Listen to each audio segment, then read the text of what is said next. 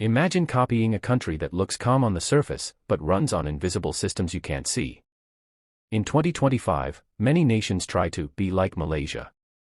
They copy the skyline, the policies, the slogans. But here's the twist: Malaysia isn't difficult to copy because of what you see. It's difficult because of what you don't see. Let me start with something that shocks most visitors. Malaysia feels slow, but it moves fast.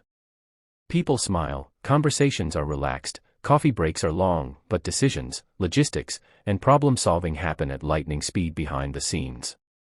That balance between calm culture and high efficiency is rare. Many countries either burn out their people or move too slowly. Malaysia somehow avoids both. Quick question: have you ever been in a place where nothing feels rushed, yet everything works? Here's the first reason Malaysia is harder to copy than you think: trust. Not the loud kind. The quiet kind. In Malaysia, trust flows across cultures, religions, and languages in everyday life. A Chinese shop owner trusts a Malay supplier. An Indian family sends their child to a national school. Offices run on mutual respect more than rigid rules. You can't import that trust with a policy. It's built over decades of shared living, shared food, shared festivals, and shared crises. And food, yes, food matters more than you think. Nasi lemak in the morning, roti canai at night, satay with friends after work. These aren't just meals, they're social glue. Deals are discussed over tea. Conflicts soften over shared plates. This everyday unity is powerful, but it's invisible to outsiders trying to copy the model. Here's a surprising twist. Malaysia doesn't chase attention, and that's exactly why it's winning in 2025. While many countries scream on social media about growth, Malaysia quietly builds. Tech hubs grow next to rainforests. Islamic finance evolves alongside global fintech. Smart cities expand without erasing heritage. This ability to modernize without losing identity is incredibly rare, and extremely hard to replicate. Let me ask you this: how many countries can upgrade their future without deleting their past? Another reason Malaysia is hard to copy is its leadership style. Not flashy. Not dramatic. Practical. Malaysia focuses on continuity, not chaos. Policies are adjusted, not constantly torn down. Investors feel safe. Talent feels welcomed. Locals feel heard. Stability doesn't go viral, but it builds nations. And here's something most people miss. Malaysia understands diversity not as a weakness, but as infrastructure. Different languages train flexible thinking.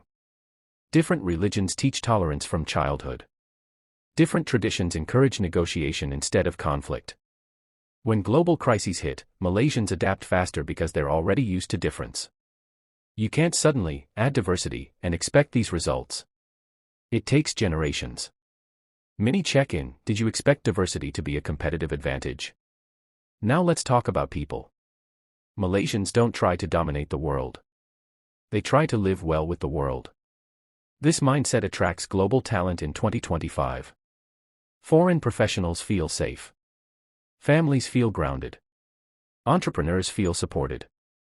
Malaysia doesn't drain you, it absorbs you. That emotional experience is something no policy document can copy. Even Malaysia's pace is strategic. Fast enough to grow. Slow enough to think. In a world addicted to speed, Malaysia's measured rhythm prevents mistakes others keep repeating. Burnout, social breakdown, identity loss: Malaysia avoids these traps by design, not accident. Here's another question: would you rather grow fast and fragile, or steady and strong? And let's not forget resilience. Malaysia has faced economic shocks, political changes, global pandemics, and each time, it bends without breaking. That flexibility comes from community strength, not just government plans. When systems fail, people step up. When leaders change, society stays intact. This is why copying Malaysia in 2025 is so hard. You can copy buildings. You can copy laws. You can even copy technology. But you cannot copy patience. You cannot copy cultural balance. You cannot copy decades of coexistence compressed into daily life.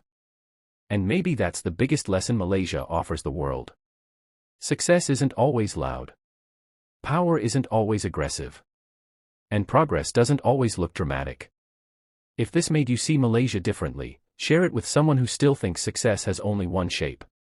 And I'd love to know, what part of Malaysia do you think the world misunderstands the most?